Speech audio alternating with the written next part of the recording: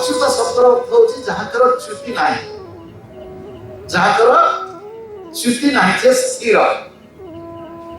एठी अर्जुन डाकुଛନ୍ତି हे कृष्ण। कृष्ण नार अनेक गुड़े अर्थ अच्छे। भगवान नार वैचित्र्य। एवं आम मन भर किसी वर्ष है विचार आसला जे भगवान को तो बहुत ना गोपाल सहस्र नाम, विष्णु सहस्र नाम अच्छे। विष्णु सहस्र नाम टिके एक गभीर भाव अध्ययन करवा।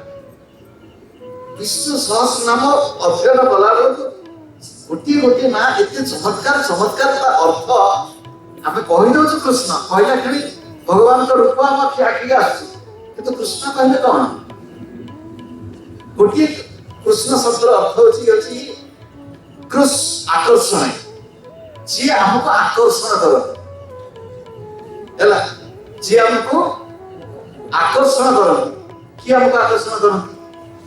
सत्य को आमको भगवान आकर्षण करती ना संसार आकर्षण करती?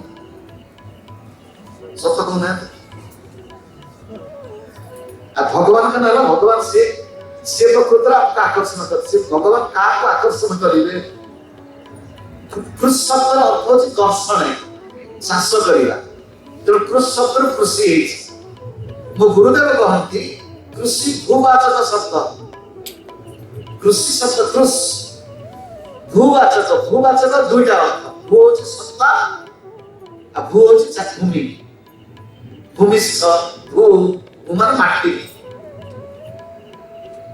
ए माटी चाष होची से कृष्ण होचंती भूवाचक। कृष भूवाचक, ये देह होची माटी, ये जीवन होची माटी।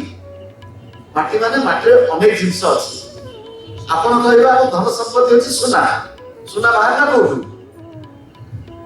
सोना बाहर को कोन? माटी भीतर घर। ये घर जहा कहे सब होची माटी। इटा होची माटी, पत्थर होची माटी, काठ होची माटी, लुहा होची माटी, सोना होची माटी, हीरा सब माटी भीतर अछि। ये देह रूपक भूमि को जति चाष करा जिवो, ये होची गुरुदेवकर व्याख्या। देह रूपक भूमि को जति चाष करा जिवो ताले फसल हबो। कोन नेकी चाष करिवो? कोन नेकी चाष करिवो? किमिति चाष करिवो? ओडिसार संत कवि ये योग साधना को लेकिन से कहते केमिति चाष करिवो? मन चैतन्य जे बलद हल, पवन जुआली नासा लंगल, जीवना फाल लुहा, श्रुति दौड़ा, नेत्र जोते जोची सथिरे ओड़ा। तू पांच मन पांच नरे त्रिकुट कियारी जतने चसीबु राम नाम टाकरारे। राम नाम कहतु, कृष्ण नाम कहतु। ये चाष को चाष? ये बाहर चाष नुह। बाहर चाष तो बर्तमान कौन है न कहले भल। बाहर चाष अवस्था न कहले भल। आमे जो बजार किणी आणुछु, जहाँ आमे किणी आणुछु ये की द्रव्य जहाँ तुम किणी आणुछु केते विष केते न कहले भल। बजार लिए घी आम जानिनु एठी ठाकुर भितर कि घी लागुछि, जो घी लागुछि शुद्ध ना अशुद्ध? आपण कहे घी तो घी को शुद्ध कौन अशुद्ध कौन? आधुनिक भारत वर्ष आमे अंध भाव भूल बाट चली जाऊँ।